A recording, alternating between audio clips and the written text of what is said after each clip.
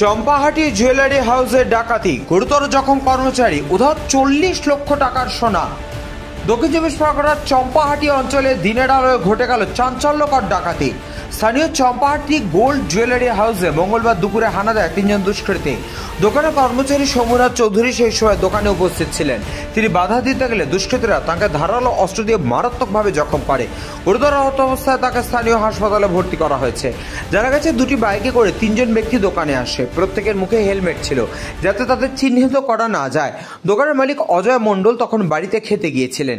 সেই সুযোগেই দোকানে ঢুকে প্রায় 40 লক্ষ টাকা সোনার গয়না লুট করে নেয় তারা। যার সময় দোকানে সিসিটিভি ফুটেজ না রেখে যাওয়ার পরিকল্পনা করেই তারা হার্ড ডিস্ক খুলে নিয়ে যায়। ঘটনার খবর পেয়ে দ্রুত ঘটনাস্থলে পৌঁছে সোনারপুর থানার পুলিশ ও বারুইপুর পুলিশ জেলার স্পেশাল অপারেশন গ্রুপ। পুলিশ জানিয়েছে, গোটা ঘটনার তদন্ত শুরু হয়েছে। আশেপাশে দোকানের সিসিটিভির ফুটেজ খতিয়ে দেখা হচ্ছে। উল্লেখ্য, 2021 সালেও একই দোকানে চুরির ঘটনা ঘটেছিল, যার তদন্ত এখনো সম্পূর্ণ হয়নি। দিনের আলোয় জনবহুল এলাকায় এভাবে ডাকাতি হওয়ায় স্থানীয় বাসিন্দারা নিরাপত্তা নিয়ে প্রশ্ন তুলেছেন। পুলিশের টহল বাড়ানোর দাবি উঠেছে এলাকাবাসীর পক্ষ থেকে। পরিস্থিতি স্বাভাবিক করতে এলাকায় বাড়ানো হয়েছে পুলিশের নজরদারি। একজন এসেছিল, রূপোর মাল দেখতে এসেছিল।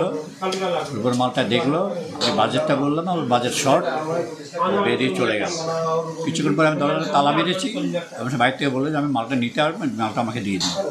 আমি আবার খুললাম, সেটা আমার বোন সেখানে খুলে ঢুকলো। ওর পিছিয়ে পিছিয়ে তখন যারা ঢোকার তারা 2-3 জন ঢুকে গেল। তিনজন। আপনার গায়ের এই অবস্থা হলো কিভাবে? ওই যে মেরেছে, রক্ত মানে পঞ্চায়েত অফিসের সামনে দিনের দুপুরে কি বলবেন?